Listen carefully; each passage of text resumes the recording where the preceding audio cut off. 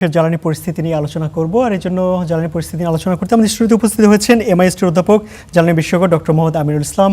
আপনাকে স্টুডিওতে স্বাগত জানাচ্ছি। ধন্যবাদ। আমরা এর আগে বেশ কিছু রিপোর্ট দেখছিলাম এবং বেশ কয়েক সপ্তাহ ধরে দেশে একটি জ্বালানি সংকট রয়েছে। যদিও সরকারের পক্ষ থেকে বলা হচ্ছে এপ্রিল মাসে দেশে জ্বালানি যথেষ্ট মজুত রয়েছে এবং কোনো সংকট হবে না। সার্বিক পরিস্থিতি বিবেচনা আপনার কাছে কি মনে হচ্ছে? আসলে আমরা কি সংকটের দিকে যাচ্ছি নাকি কোনো সমাধান আছে? সংকট এটা বিশ্বব্যাপী, বাংলাদেশ না, সব দেশেই এটা সাফার করছে। কিছু কিছু দেশ জ্বালানি সাশ্রয়ে কিছু পলিসি গ্রহণ করছে, তারা ডে লাইট ব্যবহার করছে, অনলাইন ক্লাস করছে।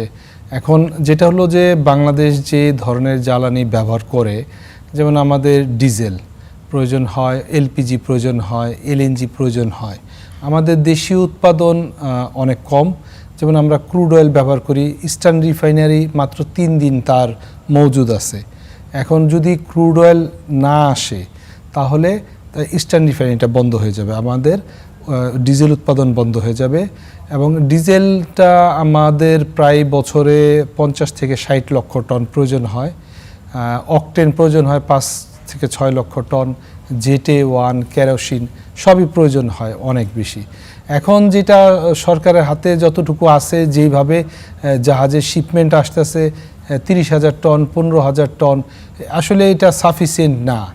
আমাদের শিপমেন্টে আসে প্রতি মাসে আমাদের যেমন 5 লক্ষ টন ডিজেল আনতে হয়, তাহলে আমাদের মানে সাফিসিয়েন্ট পূরণ হয়। প্রতি মাসে 1.5 লক্ষ টন আমাকে এলপিজি আনতে হয়, তাহলে এটা পূরণ হয়। আমাদের 4টা কার্গো এলএনজি আনতে হয়, তাহলে আমাদের এটা পূরণ হয়। কিন্তু এই তার 20%ও তো আসতেছে না, তাহলে কিভাবে এপ্রিল মাসে এটা সমস্যা সমাধান হবে? এই এনার্জি ক্রাইসিস, যতদিন যুদ্ধ চলবে এনার্জি ক্রাইসিস ততদিনই থাকবে। এবং যেটা হচ্ছে যে আমাদের এখন সাশ্রয়ী পলিসিতে যেতে হবে, এর কোনো অল্টারনেট নাই। এখন মানে শর্ট টার্মে সাশ্রয়ী পলিসিতে যেতে হবে এবং মধ্য টার্মে এবং লং টার্মে আমাদের কি করণীয় সেটাই চিন্তা করতে হবে। যে আমাদের যেমন পারমাণবিক বিদ্যুৎ ব্যবহার বাড়াতে হবে, তারপর হাইড্রো পাওয়ার, সোলার এনার্জি এগুলো বাড়াতে হবে, দেশীয় গ্যাসের উৎপাদন বাড়াতে হবে। আমাদের যে আমদানি নির্ভর জ্বালানি পলিসি, একেবারে আমাদের 80% আমদানি নির্ভর জ্বালানি পলিসি সেটা থেকে বেরিয়ে আসতে হবে। এবং আমাদের এই জ্বালানিগুলোর অন্যান্য উৎস খুঁজতে হবে। যেমন আমাদের রাশিয়া আছে, রাশিয়া থেকে আমরা LPG, LNG, diesel, petrol, octane, জেটে ফুয়েল এগুলো আমরা নিয়ে আসতে পারি অনেক কম মূল্যে। তারপর আমাদের নাইজেরিয়া আছে, নাইজেরিয়া থেকে আমরা অনেক কম মূল্যে তেল নিয়ে আসতে পারি। ভেনেজুয়েলা আছে, তারপর হচ্ছে এদিকে ইন্দোনেশিয়া আছে। এই বিভিন্ন দেশ থেকে আমরা এগুলো নিয়ে আসতে পারি। এইভাবে মানে বিভিন্ন অল্টারনেট, একটা সোর্সের উপর ডিপেন্ড না করে, মিডল ইস্টের উপর ডিপেন্ড না করে, এই যুদ্ধ চলবেই এবং সবসময় চলতে থাকে।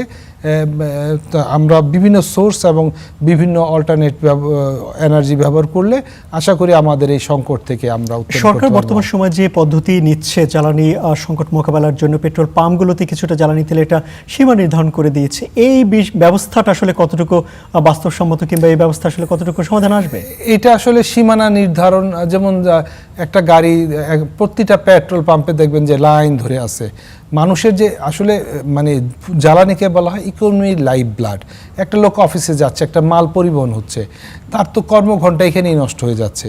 এবং একটা ট্রাকের যেমন 60 মানে আপনার 200-300 লিটার আপনার জ্বালানি প্রয়োজন হচ্ছে, সে তো তার প্রয়োজন মতো জ্বালানিটা পাচ্ছে না, সে পণ্য পরিবহন করতে পারছে না। একটা বাইকার যারা রাইড শেয়ারিং করে, তাদের 10-15 লিটার যা প্রতিদিন জ্বালানি প্রয়োজন হয়, তাকে যদি 2 লিটার দেওয়া হয়, সে তো তার সাফিসিয়েন্ট হচ্ছে না, তার কর্মঘণ্টা নষ্ট হচ্ছে। তাই প্রতিটা সেক্টরেই মানুষ যারা প্রফেশনাল তারা ভোগান্তির শিকার হচ্ছে। আসলে এই পলিসিটা তো মানে কোনো সমাধান না, দীর্ঘমেয়াদী কোনো সমাধানই না। আমাদের মানে যেটা হচ্ছে যে মন্ত্রণালয় এবং যারা সংশ্লিষ্ট বিপিসি, পেট্রো বাংলা, বাপেক্স যারা এই এনার্জির সাথে জড়িত, তাদেরকে আরও মানে দূরদর্শী হতে হবে, তাদেরকে আরও মানে হাই ক্যালিবার হতে হবে। তার তো প্রমাণ আমরা দেখেছি, কারণ এর আগেও তো মধ্যপ্রাচ্যে বিভিন্ন সময় সংকট হয়েছে, সেখান থেকে আসলে আমরা শিক্ষা খুব বেশি নেইনি। যেমন 22-23 সালে রাশিয়া ইউক্রেন যুদ্ধ হলো, তখন তো এই ক্রাইসিসটা এরকম ছিল না।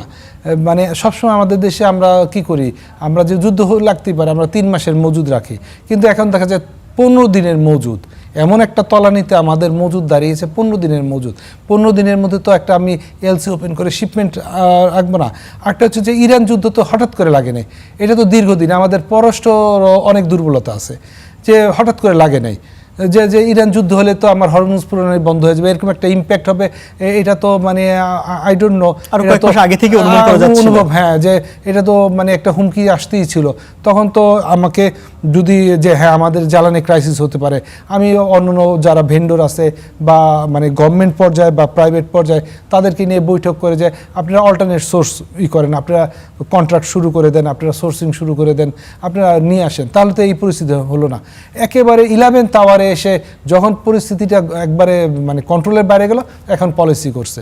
অবশ্য এখানে আমাদের কিছু না, এখনও একটা মানে ট্রানজিশন পিরিয়ডে ছিলাম আমরা, আমাদের সরকার চেঞ্জ হয়েছে, এখন একটা স্টেবল সরকার থাকলে হয়তো এটা আগে থেকে একটা পরিকল্পনার সুযোগ পেত। হ্যাঁ, আমাদের জ্বালানি যে মজুদের কথা বলছেন কিংবা আমাদের আপৎকালীন সময় মজুদের কথা বলছেন, সেই সক্ষমতার বিষয়টা নিয়ে আপনার কাছ থেকে জানবো। তার আগে একটি অন্য প্রশ্ন করতে চাই, সেটা হলো আমরা যে আজকে দেখলাম কিছুক্ষণ আগে আমাদের এলপিজি সিলিন্ডারের দাম বাড়িয়ে 1728 টাকা নির্ধারণ করা হয়েছে, এই দাম বৃদ্ধির বিষয়টাকে আপনি কিভাবে দেখছেন? দাম বৃদ্ধি আসলে এলপিজির দামটা তো আন্তর্জাতিক, এই যে গতকালই আপনার $250 পার টনে বেড়েছে, মানে পার টন ইন্টারন্যাশনাল মার্কেট এখন $500 ছিল, এখন $750 এভারেজে হয়ে গেছে, মানে একদিনের মধ্যে $250 বেড়ে গেছে এই যুদ্ধের কারণে।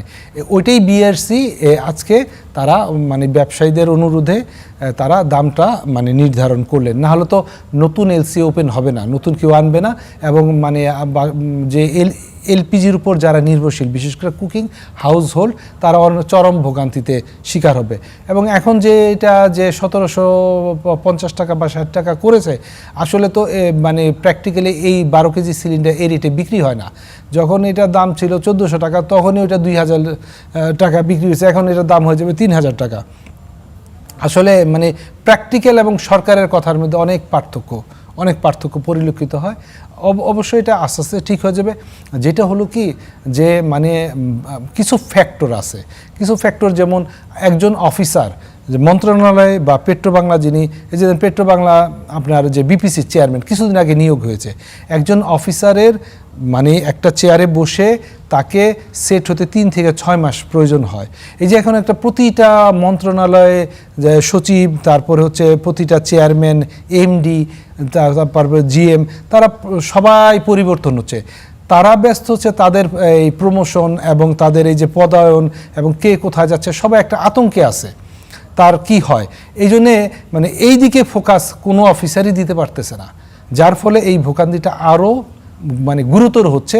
এবং এটা যদি মানে সরকারের যারা টপ লেভেলে মন্ত্রী পর্যায়ে বা একটু নিচু পর্যায়ে, এবং তারা যদি এটাকে সঠিকভাবে মনিটরিং না করে, আলটিমেটলি সরকারকেও তো দেশ চালাইতে হয়, এটা যদি মনিটরিং না করে তাহলে এই পরিস্থিতিটা আরও খারাপ হবে। এই যে আপনি দেখেন পেট্রোল পাম্পে মারামারি শুরু হয়ে গেছে তেল নিয়ে, কদিন পরে আরও বেশি মারামারি হবে, মানে আপনি এটা কন্ট্রোলের বাইরে চলবে, পেট্রোল পাম্পে আগুন দিয়ে দিবে, ভাঙচুর হবে, এগুলো মানে চলতেই থাকবে। অনেক কিছু আশঙ্কার বিষয় রয়েছে। আমরা একটু জ্বালানি আমাদের যে নির্ভরতা কিংবা আমরা যে মধ্যপ্রাচ্য থেকে তো শুধুমাত্র আমরা জ্বালানি এনে থাকি, বিকল্প বাজারের দিকে কেন ঝুঁকছি না আমরা? আসলে বাধাটা কোথায়? হ্যাঁ, অনেকগুলো বাধা আছে। যেমন ধরেন যে মিডল ইস্ট থেকে আনা হয়, কারণ ওইখানে আমরা রেমিটেন্স মানে ওগুলা মানে ডিপ্লোমেটিক, যেটা হলো ডিপ্লোমেটিক প্রেশার আছে এবং জিওপলিটিক্যাল ইস্যু আছে। যেমন আমাদের অল্টারনেট, যেমন রাশিয়া থেকে স্যাংশনের কারণে আনা হয় না, বা আমরা ভেনেজুয়েলা বা নাইজেরিয়া থেকে আনি না, কারণ তার সাথে আমার কোনো ট্রেড নাই, বাইলেটারাল ট্রেড নাই। মিডল ইস্টের সাথে বাইলেটারাল ট্রেড আছে, যেমন আমাদের ওখানে রেমিটেন্স আসে, তার সুবাদে আমরা সেখান থেকে জ্বালানি কিনি। ওদের থেকে জ্বালানি না কিনলে আমাদের কর্মী নিবে না, এটা একটা মানে বাইলেটারাল ট্রেড বা নির্ভরশীলতা আছে। এখন আবার আরেকটা হচ্ছে যে আমাদের আরএমজি ইউএসের কিছু আমাদের শর্ত থাকে যে ওই দেশ থেকে জ্বালানি কিনতে হবে। বিশেষ করে নট অনলি বাংলাদেশ, সব দেশেই, সারা পৃথিবীতেই জ্বালানিটা মানে যেগুলো বড় বড় দেশ, বড় বড় কোম্পানি, যেমন Exxon Mobil, BP, Saudi Aramco, basically তারাই নিয়ন্ত্রণ করে থাকে, তারাই গভর্নমেন্টকে ফান্ডিং করে এবং গভর্নমেন্টকে বলে যে কিভাবে কোন দেশে কতটুকু বিক্রি করতে হবে, তারা সেইভাবেই সেইগুলো সেট করে। বাংলাদেশে আসলে তেমন কিছু করার নেই এক্ষেত্রে। তবে এখন হয়তো বা যেহেতু যেহেতু এটা অনেকটা ব্রেকডাউন হয়ে গেছে, দেয়ালে পিঠ থেকে গেছে, এখন আমাদেরকে অল্টারনেট সোর্স করে আমাদেরকে জ্বালানি ব্যবস্থা করতে হবে, কারণ জ্বালানি হচ্ছে ইকোনমির লাইফ ব্লাড। মানুষের এই লাইফ ব্লাডটা বন্ধ হয়ে গেলে মানুষের মানে অর্থনীতি টোটালি মুখ থুবড়ে পড়ে যাবে, মানুষের ইনকাম কমে যাবে। এই যে আপনার মনে করেন কৃষক ফসল উৎপাদন করতে পারবে না, পণ্য ট্রান্সপোর্ট হতে পারবে না, পণ্য মানে উৎপাদন ব্যয় বেড়ে যাবে, ট্রান্সপোর্ট বেড়ে যাবে, তখন আপনি দেখবেন যে চাল ডাল মানে ভোগ্যপণ্য প্রতিটার দাম বেড়ে যাবে। এর জন্য তো জ্বালানি যে আমাদের নির্ভরতা তো এইসব দেশ থেকে কিছুটা চেঞ্জ করা দরকার। জ্বালানি নিরাপত্তার কথাও আমরা কিন্তু বেশ কিছুদিন ধরেই বলছি। জ্বালানি নিরাপত্তার জন্য আমাদের মজুদ সক্ষমতা একটি বেশ গুরুত্বপূর্ণ জায়গায় রয়েছে। সেই মজুদ সক্ষমতা বাড়ানো কি খুব দ্রুতই সম্ভব, অথবা সেখানে আমরা আগে থেকে কেন সেই দূরদর্শী চিন্তা করলাম না? না, মজুদ সক্ষমতা যেটা হলো আমি বলি, যেমন যে এলপিজি যে আপনি দেখেন এলপিজি যে ট্যাঙ্কারগুলো বসুন্ধরা ওমেরা বড় বড়, তাদের কিন্তু মজুদ সক্ষমতা অনেক আছে। বাংলাদেশে যে যতটুকু প্রয়োজন তাদের যে আপনি স্টোরেজটা বিএম যেমন সীতাকুণ্ডে আছে, মংলাতে আছে, এদের স্টোরেজ ক্যাপাসিটি মজুদ সক্ষমতা যথেষ্ট আছে। যেমন আবার আরেকটা হচ্ছে যে বিপিসির যেমন পদ্মা মেঘনা যমুনা তাদের যে ডিপোগুলো আছে, তারপরে যে এসপিএম করছে ওই আপনার যে আপনার মহেশখালীতে যে আপনার স্টোরেজ ক্যাপাসিটি ওটাই 30 লক্ষ টন, ওখানে ডিজেল এবং ক্রুড অয়েল ওখানে স্টোরেজ করা যায়। মজুদ সক্ষমতা মানে আমাদের যে ট্যাঙ্কগুলো ধারণ ক্ষমতা যথেষ্ট আছে, কিন্তু আসলে আমাদের আমদানি কম হচ্ছে, আমদানিটাই বাড়ানো দরকার।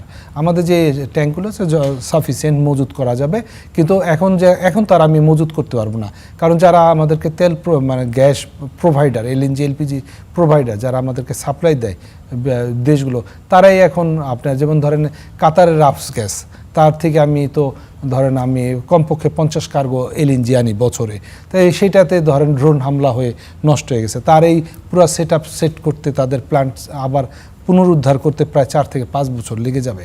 তাই সেই সুবাদে আসলে এখন তো মানে ভোলাটাইল একটা অবস্থা, এবং যেটা হচ্ছে যে আমাদের এখন মানে খুব মানে মানে মানে কঠোরভাবে বিভিন্ন দেশ থেকে কিভাবে এই তেল gas LNG LPG petrol octane diesel kerosene এগুলো আনা যায়, সেটা মানে খুব মানে যারা মন্ত্রণালয় তারপরে পেট্রোবাংলা বাপেক্স যারা দায়িত্বে আছেন তাদেরকে খুব অফিসারদেরকে খুব হার্ড পরিশ্রম করতে হবে। একটা চিঠি দিলে যেমন একটা মন্ত্রণালয় একটা চিঠি রিসিভ করলে একটা অফার, এই যেমন বিপিসিতে কিন্তু আপনি দেখবেন শত শত অফার জমা হয়েছে। আমি গতকাল বিপিসিতে গিয়েছিলাম, আমি দেখলাম শত শত অফার জমা হয়েছে। ইভেন যে মানে এমন অফার জমা হয়েছে যে ডিজেলের বাজার মূল্যের চেয়ে অর্ধেক মূল্যে অনেকে দিতে চাচ্ছে। এটা কি বৈশ্বিক বিভিন্ন প্রতিষ্ঠান কিংবা দেশ থেকে সরাসরি যোগাযোগ করছে? হ্যাঁ, দেশের অনেক ভেন্ডর ব্যবসায়ী তারা বিদেশে লোকজনদেরকে সাথে মানে যারা সাপ্লায়ার সিঙ্গাপুর হংকং কাজাকিস্তান থেকে দেখলাম 10 লাখ টন ডিজেলের একটা মানে অফার দিয়েছে। এখন জানি না এটা কতটুকু বাস্তবসম্মত এবং তারা দিতে পারে কিনা, নাকি তারা এই সরকারের মোস্ট অফ 50% দামের দেওয়া মানে কি সেটা বাজার মূল্য থেকে, এটা আসলে সরকারের সাথে একটা মশকরা করতেছে। বিপিসি আসলে বুঝতে পারে নাই, বিপিসি সবগুলাকে তারা পাশ করে অ্যাকসেপ্ট করে একনিকে পাশ করছে এবং তাদের বোর্ডেও পাশ করছে এগুলা, কিন্তু মানে বুঝতে পারে না যে আসলে এগুলা ফেক ওভার বা তাদের সাথে মশকরা করার জন্য। এখন তারা চুপ করে বসে আছে। মানে সংকটকালীন মুহূর্তে আসলে বৈশ্বিক বিভিন্ন প্রতিষ্ঠানও বিভিন্ন সুযোগ নেওয়ার চেষ্টা করে, বিভিন্ন যেমন যে যারা পেট্রোল পাম্প ডিপো, আপনি দেখবেন সেদিন দেখলাম যে থেকে ওই ট্যাঙ্কের ভিতর তেল ভরা হচ্ছে মধ্যপথে। এই যে মানে আসলে বিভিন্ন জায়গায় বিভিন্ন ধরনের মেকানিজম হচ্ছে, যার ফলে আসলে এই সাপ্লাই চেইনটা মানে ক্রেতার হাতে যাওয়া। আবার আজকে শুনলাম যে যারা বাইকার তারা তেল নিয়ে লাইনে ধরে তেল নিয়ে এটা একটা নতুন ব্যবসা শুরু হয়ে গেছে, বাইরে যে বিক্রি করে দিচ্ছে। মানে আসলে মানে আবার ভেন্ডররা বিপিসিকে চিঠি দিয়ে কতগুলা, আমি একটা চিঠি দেখলাম সেখানে বলছে যে সাবজেক্টে যে বলছে যে তাকে ক্রুড অয়েল দিবে 10 লক্ষ টন, কিন্তু সেই স্পেসিফিকেশনে দিয়ে দিছে হচ্ছে ডিজেলের। তাই সে জানে না যে ক্রুড অয়েল ডিজেল দুইটা আলাদা প্রোডাক্ট। এরকম চিঠি বিপিসিতে জমা পড়েছে, বিপিসি বোর্ড ওইটা পাস করছে এবং পাস করে তারা আবার একনেকে দিয়ে এটা কেনার জন্য উদ্যোগ নিচ্ছে। তো বিপিসির অফিসাররা কি জানে না যে ক্রুড অয়েল এবং ডিজেল আলাদা? সেই যে অফারটা দিছে এটা একটা ফেক অফার, মানে ভোলাটাইল অবস্থা। অর্থাৎ আসলে যে কোনো সংকটকালীন মুহূর্তে একটি গোষ্ঠী তার সুযোগ নেওয়ার চেষ্টা করে। আজকের আমাদের সঙ্গে আলোচনায় যুক্ত হওয়ার তবে জন্য যেটা হলো আপনাকে- আমি বলি লাস্টে, যেটা হচ্ছে G2G কন্ট্রাক্ট করা, যেমন রাশিয়ার সাথে যদি G2G কন্ট্রাক্ট করে, এটা হচ্ছে সেফ, মানে সিকিউরড এনার্জি। আপনি যদি সিকিউরড এনার্জি করতে চান, যেমন যে পারমাণবিক বিদ্যুৎ কেন্দ্র করছে, এটা একটা সিকিউরড এনার্জি। আর একটা পারমাণবিক বিদ্যুৎ কেন্দ্র আমাদের করা উচিত G2G কন্ট্রাক্ট, মানে এই ট্রেডারদের সাথে কন্ট্রাক্ট না করে G2G কন্ট্রাক্ট করলে প্রতিষ্ঠানের সঙ্গে সরাসরি কন্ট্যাক্ট না করে কন্ট্যাক্ট করলে সেটা অনেক বেশি নিরাপদ। অনেকগুলো কন্ট্রাক্ট আপনাকে অসংখ্য ধন্যবাদ আমাদের সঙ্গে আলোচনায় যুক্ত হওয়ার জন্য। ধন্যবাদ।